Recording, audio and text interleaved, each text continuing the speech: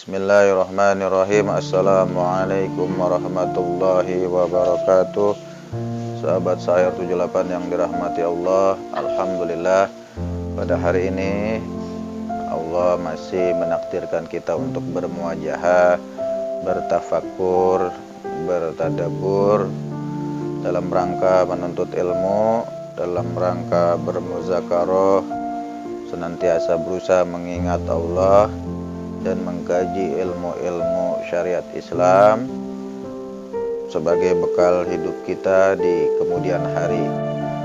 Sahabat Syair 78 yang dirahmati Allah, bersyukur kita pada momen-momen sekarang ini di mana umat Islam sedang merayakan, memperingati lahirnya seorang anak manusia yang sangat luar biasa, yang dipilih oleh Allah untuk mengemban risalah yang agung, yaitu ajaran Islam, demi mewujudkan masyarakat yang diridhoi Allah.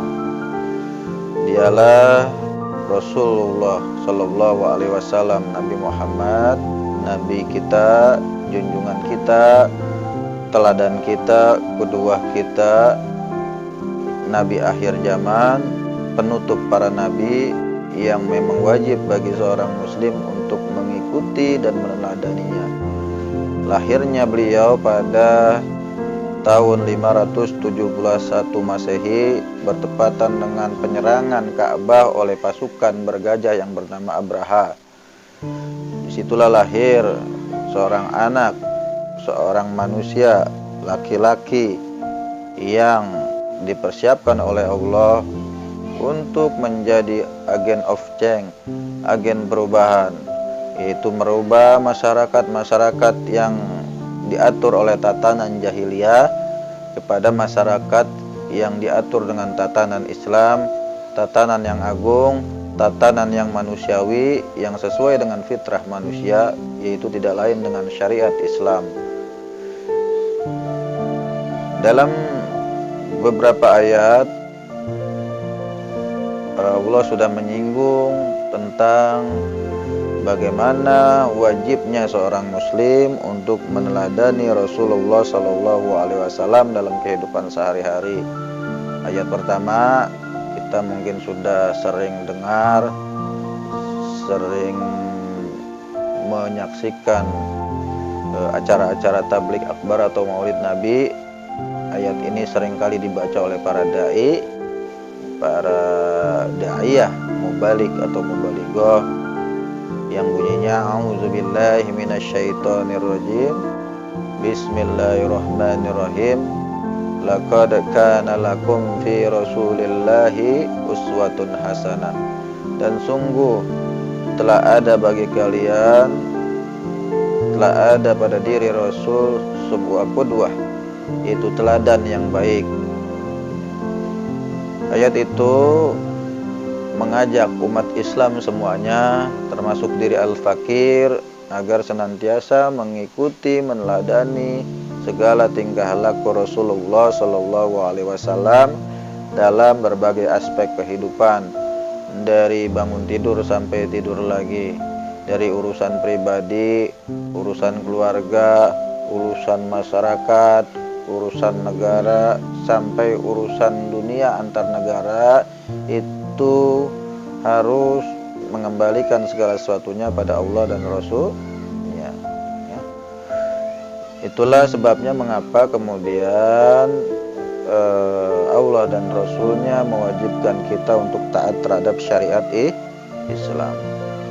Maka menjadi penting momen Maulid Nabi Muhammad Sallallahu Alaihi Wasallam ini di tahun 1443 Hijriah ini dijadikan momen untuk mengajak masyarakat agar kembali pada syariat Islam.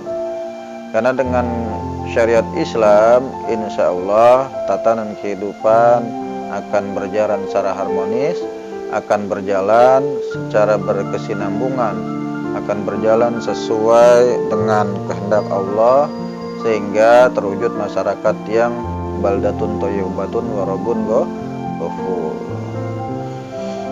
Hal itu sudah pernah diterapkan, dipraktekkan pada generasi-generasi sebelumnya, yaitu generasi Rasul, kemudian generasi sahabat, kemudian generasi tabi'in, dipegang teguh lagi oleh generasi tabi'in, ada generasi salafus saleh, generasi khalaf, hingga generasi kita. Hanya saja pada akhir-akhir zaman ini banyak kaum muslimin yang meninggalkan syariat Islam setahap demi setahap. Jadi sekarang kita mengamalkan Islam secara parsial. Apa itu parsial? Hanya sebagian saja yang kita bisa amalkan, seperti sholat, zakat, puasa, haji. Hal-hal lain yang terkait dengan ajaran Islam itu saat ini tidak bisa diterapkan.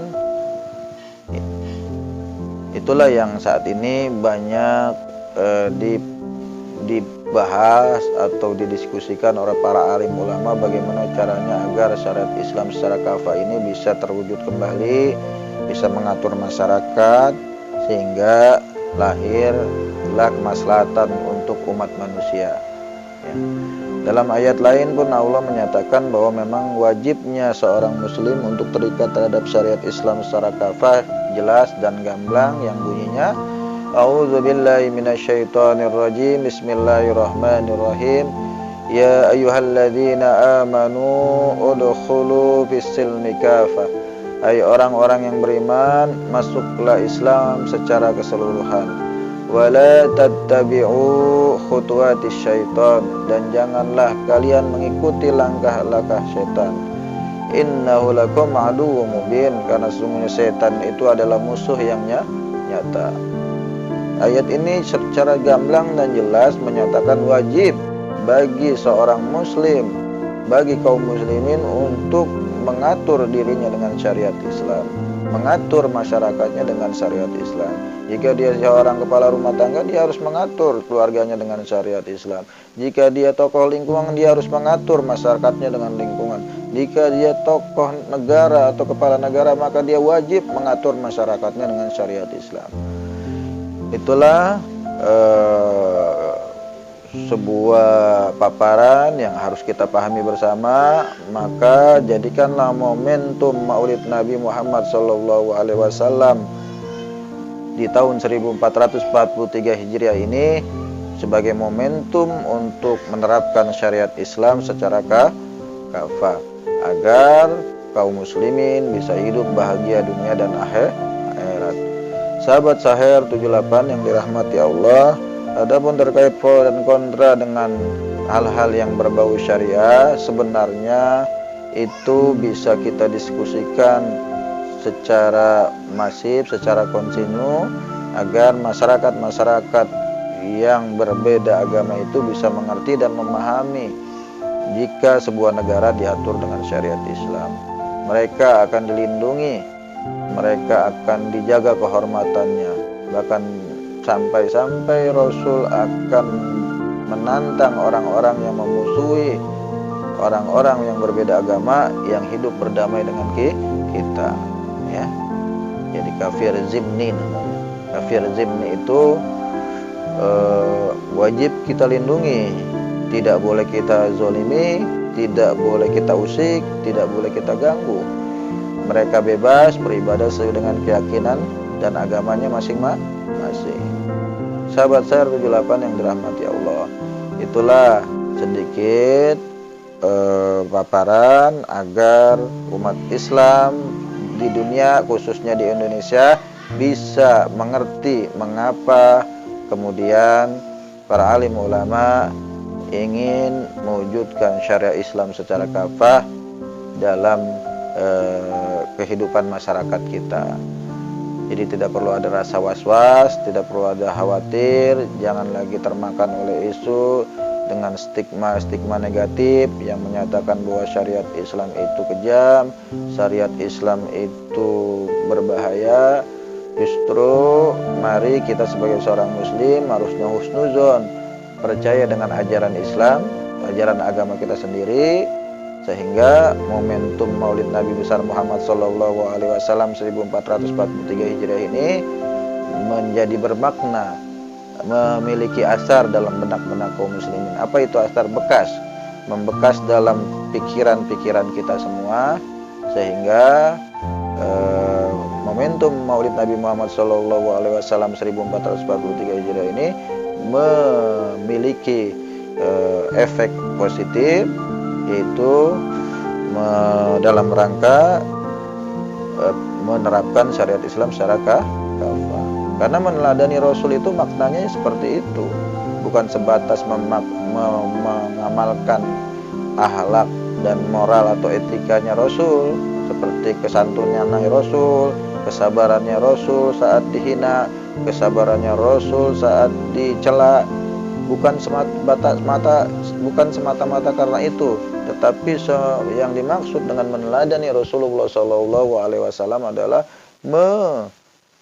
mengamalkan semua yang dibawa oleh Rasulullah SAW, baik yang terdapat dalam Al-Quran maupun hadis. Ya, memang ada hadis yang masyhur yang kita sering dengar, yang bunyinya innama bu'istu liutamima makarimal akhlak, dan sungguhnya aku diutus ke tengah-tengah masyarakat untuk menyempurnakan akhlak manusia. Jadi akhlak di sini definisinya, maknanya bukan sebatas sabar dengan orang lain, pemaaf, berkasih sayang. Makna akhlak di sini bukan cuma sebatas itu. Jadi akhlak itu adalah akhlak yang memiliki kandungan yang luas, memiliki makna yang luas, yaitu akhlak yang terdapat dalam Al-Quran maupun hadis-hadis Rasulullah SAW. Jadi jelas, ketika kita memaknai Maulid Nabi Muhammad SAW 1443 Hijrah ini dengan pemaknaan yang benar, pemaknaan yang sahih, insya Allah akan membekas secara mendalam dalam diri kaum muslim. Karena kecintaan kita pada Rasulullah harus kita buktikan dengan kecintaan kita terhadap ajaran-ajarannya.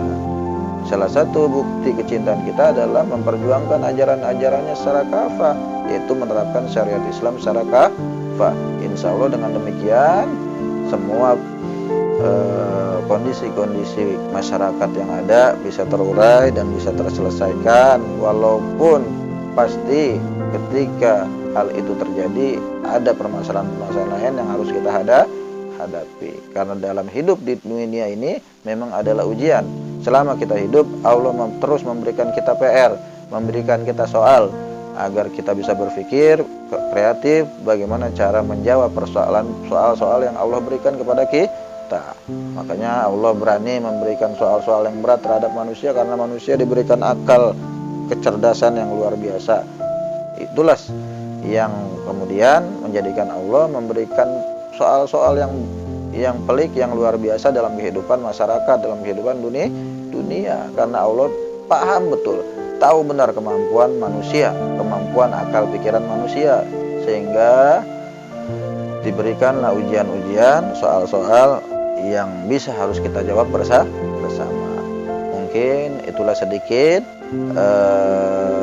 pembicaraan kita bagaimana cara memaknai Maulid Nabi Muhammad SAW 1443 Hijriah ini dengan pemaknaan yang benar, dengan pemaknaan yang sahih. Kesimpulannya, mari kita jadikan momentum Maulid Nabi Muhammad 1943 Hijriah ini sebagai momentum untuk memperjuangkan syariat Islam secara kafah. Mungkin itu saja apa yang bisa saya sampaikan. Mudah-mudahan bermanfaat buat Al-Fakir. Yang salah tentunya dari Al-Fakir, hamba yang dhaif, yang benar dari Allah Subhanahu wa taala. Mari kita tutup pembahasan kita kali ini dengan doa kafaratul majlis. Subhanaka Allahumma wa bihamdika asyhadu an la ilaha illa anta astaghfiruka wa atubu ilaik. Wallahul muwaffiq ila aqwamit thoriq. Summa assalamu alaikum warahmatullahi wabarakatuh.